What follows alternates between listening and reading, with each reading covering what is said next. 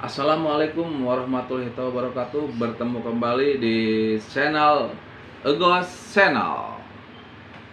Pertama-tama saya ucapkan terima kasih kepada rekan-rekan kreator yang telah mensubrek dan mengikuti channel ini. Juga kepada yang belum mensubrek, silahkan tonton videonya, like videonya, tinggalkan jejak Anda di kolom komentar. Jangan lupa subrek biar kita saling membagi wawasan, sedikit pengetahuan, dan berbagi ilmu di bidangnya masing-masing. Untuk pembahasan hari ini saya akan membahas tentang kredit macet terhadap finance. Jangan lupa like, subrek, dan tinggalkan kolom komentar Anda. Simak videonya sampai selesai. Selamat menyimak dan menyaksikan. Jangan lupa subrek dan like.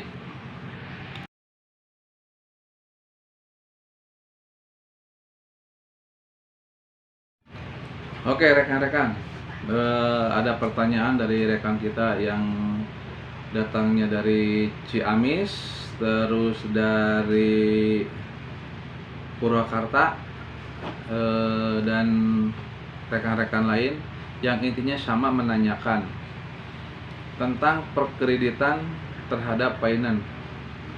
Bang, saya menunggak cicilan kendaraan bermotor dan saya diancam akan dipenjarakan. Apakah apabila kita kredit macet, apakah bisa berurusan dengan pihak kepolisian?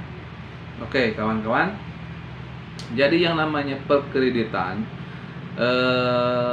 sebenarnya tidak ada kaitannya dengan kepolisian. Yang ada kaitannya kita dengan finance pembiayaan tersebut. Seperti contoh, kita mengkredit kendaraan melalui dealer, nanti yang melunasi ke dealer itu adalah finance. Misalkan contoh Adira, Wom Finance, dan lain-lain pembiayaan finance. Membelinya kontan ke dealer lalu dikreditkan ke kita. Kita tidak usah takut urusan dengan kepolisian, karena itu betul-betul murni perdata, bukan pidana, karena utang piutang. Jadi Anda jangan takut ketika ada kredit Anda macet. Nggak usah takut apabila diintimidasi dengan adanya akan lapor ke polisi. Sebenarnya tidak boleh. Terus rekan-rekan juga bertanya, apakah bisa dipidanakan? Oh tidak, karena utang piutang itu tetap kita dengan finance tersebut yang ada sangkutan. Tidak ada sangkutannya dengan pihak kepolisian, kecuali kendaraan tersebut bermasalah dan ada tindak pidananya seperti ranmor, kecelakaan, itu akan berurusan dengan kepolisian. Tetapi kalau perkreditan murni kita hutang ke finance pembiayaan tersebut. Jadi nggak usah ketakutan untuk dilaporkan atau ditarik. Kita tetap komitmen bahwa ini kendaraan kredit, walaupun kita belum cicil tapi masih ada jeda waktu, misalkan 3 tahun, 4 tahun, 1 tahun, tergantung kontrak kita yang melaksanakan terhadap finance tersebut. Juga rekan-rekan, akhir-akhir ini marak perampasan kendaraan di jalan raya dengan dalih suruhan finance atau menerima kuasa dari finance untuk menarik kendaraan di jalan. Itu Anda bisa melaporkan apabila ada penarikan paksa di kendaraan Anda di jalan raya. Karena di dalam kredit tidak diatur untuk menarik kendaraan di jalan. Kita bisa melaporkan apabila ada perampasan secara paksa dengan mengatasnamakan finance tersebut. Lapor ke polisi bahwa kita telah terjadi perampasan kendaraan yang kita pakai. Jangan takut, karena polisi juga akan merespon ajuan kita atau keluhan kita atau laporan kita akan diterima sama polisi. Terus yang kita pertanyakan, ketika seseorang mau merampas paksa kendaraan di jalan, kita bawa aja langsung ke kantor polisi, dipinta surat keterangan tugasnya, dipinta akte fidusianya, dipinta identitas kelayakan sertifikat penarikannya supaya jelas.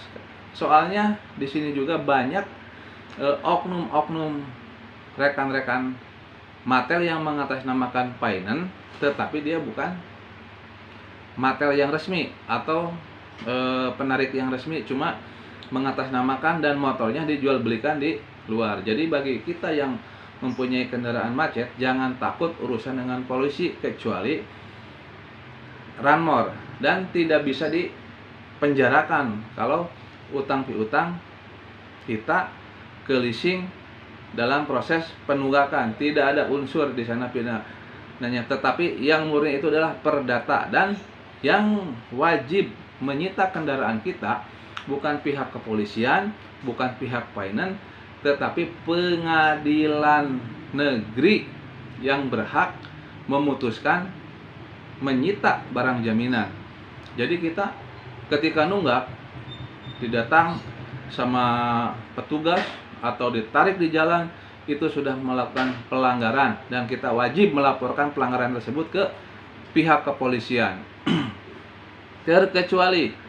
terkecuali kita sudah ada sertifikat fidusia. Nah, di sana kita ada saling timbal balik. Apa itu fidusia? Fidusia artinya kesepakatan antara si nasabah dengan si pembiayaan leasing. Di sana tercantum bahwa siap bayar sekian, menerima konsekuensi sekian, jatuh tempo sekian, cicilan sekian. Itu adalah suatu konsep yang dibikin kesepakatan, maka timbullah akte fidusia. Jadi rekan-rekan, jangan menyalahartikan bahwa aduh, ini motor udah macet, tiba-tiba di jalan dipepet, ditarik secara paksa. Itu tidak boleh. Anda harus segera lapor ke polisi terdekat bahwa kendaraan saya dirampas secara paksa. Walaupun dalihnya itu nunggak, pokoknya laporan dulu supaya tidak terjadi miskomunikasi antara si penarik dan pihak finance. Pokoknya kita harus lapor ketika kendaraan kita ditarik secara paksa oleh pihak ketiga. Juga buat rekan-rekan Matel, kadang-kadang menyalahgunakan aturan yang telah diberikan sama pemberi kuasa. Setelah lihat motor ini udah tahap nunggak, muncullah ide-ide yang sangat kurang pantas. Misalkan motor ditarik nggak nyampe ke perusahaan, dijual lagi di luar. Untuk mencegah hal tersebut, kita lapor aja ke polisi kalau benar-benar motor itu ditarik secara paksa dan tidak ada kaitannya dengan pihak kepolisian atau kredit macet akan dipenjara. Itu murni perdata, kecuali kalau kendaraan tersebut hasil ranmor.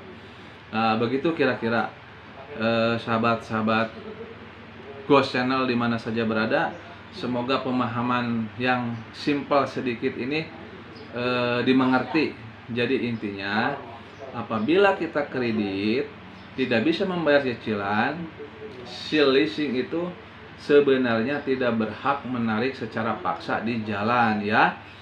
Dan itu ada undang-undangnya. Harus melalui pengadilan tinggi yang menetapkan hak sita. Jadi kita harus sedikit mengetahuilah.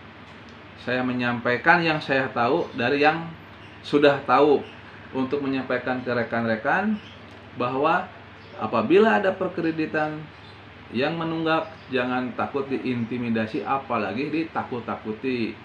Karena apa?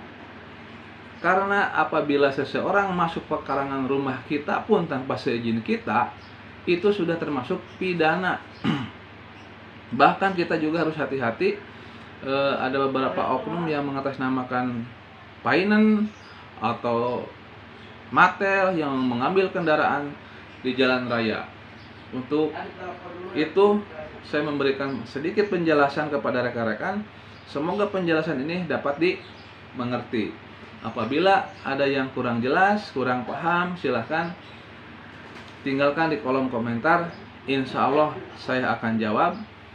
Dan jangan lupa ikuti channel ini dengan cara mensubscribe dan bunyikan lonceng. Assalamualaikum warahmatullahi wabarakatuh. Bertemu kembali di lain waktu dan bahasan yang lain. Selamat atas rekan-rekan yang telah mengikuti channel ini. Assalamualaikum warahmatullahi wabarakatuh. Salam hangat buat kreator pemula.